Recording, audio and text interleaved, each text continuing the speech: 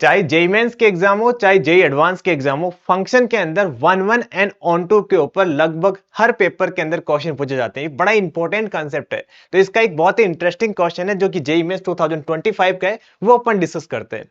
इस क्वेश्चन के अंदर हमें एक फंक्शन गिवन है और इस फंक्शन के बारे में बताना है कि फंक्शन वन वन है कि ऑन टू है। तो सबसे पहले अपन ये चेक करेंगे कि फंक्शन वन वन है कि मेनी वन है।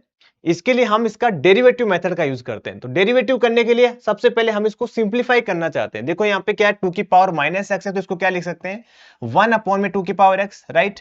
ऐसे इसको क्या लिख देंगे, टू की power x plus one upon में टू की पावर एक्स। और जैसे ही आप एलसीएम लोगे ना, तो ये कितना बन जाएगा, ये बन जाएगा टू की पावर टू एक्स, इसको अपन फोर की पावर एक्स भी लिख सकते हैं, माइनस का वन अपॉन में फोर की पावर एक्स प्लस का वन। तो इसमें अपन प्लस वन कर लेते हैं और माइनस वन कर लेते हैं। ऐसा हमने इसलिए किया क्योंकि ऊपर भी क्या बन जाएगा, फोर की पावर एक्स प्लस वन, और नीचे बन जाएगा फोर की पावर एक्स प्लस वन। और यहाँ पे माइनस का वन माइनस टू आ गया। और जैसे आप दोनों को अलग अलग डिवाइड करोगे ना, तो ये तो कैंसिल होके वन बन जाएगा और ये हमारे पास ये आ जाएगा। अब इसका डेरिवेटिव करना आसान हो जाएगा यार। तो जब आप इसका डेरिवेटिव करोगे तो कांस्टेंट का डेरिवेटिव जीरो हो गया, और वन अपॉन में एफ का डेरिवेटिव कितना आता है, माइनस के वन अपॉन में एफ स्क्वायर, और इसका डेरिवेटिव कितना आ जाएगा, फोर की पावर एक्स का डेरिवेटिव फोर की पावर एक्स ln फोर आ जाएगा।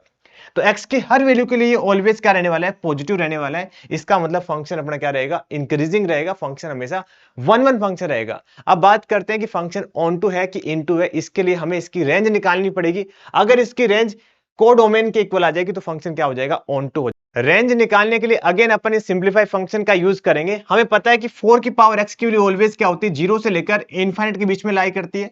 अगर आप इसके अंदर प्लस वन ऐड कर दोगे तो इसकी वैल्यू वन से लेकर इनफाइनाइट के बीच में लाई करेगी। और जब आप इसको वन अपॉन में करोगे तो इसकी जो वैल्यू है बेसिकली जीरो से लेकर वन के बीच में लाई करेगी। अब माइनस टू से मल्टीप्लाई कराओगे तो इसकी जो वैल्यू है वो माइनस टू से लेकर जीरो के बीच में लाई करेगी। और जैसे आप इसके अंदर वन ऐड करोगे तो इसकी जो रेंज है वो माइनस वन से लेकर प्लस वन के बीच में लाई करेगी।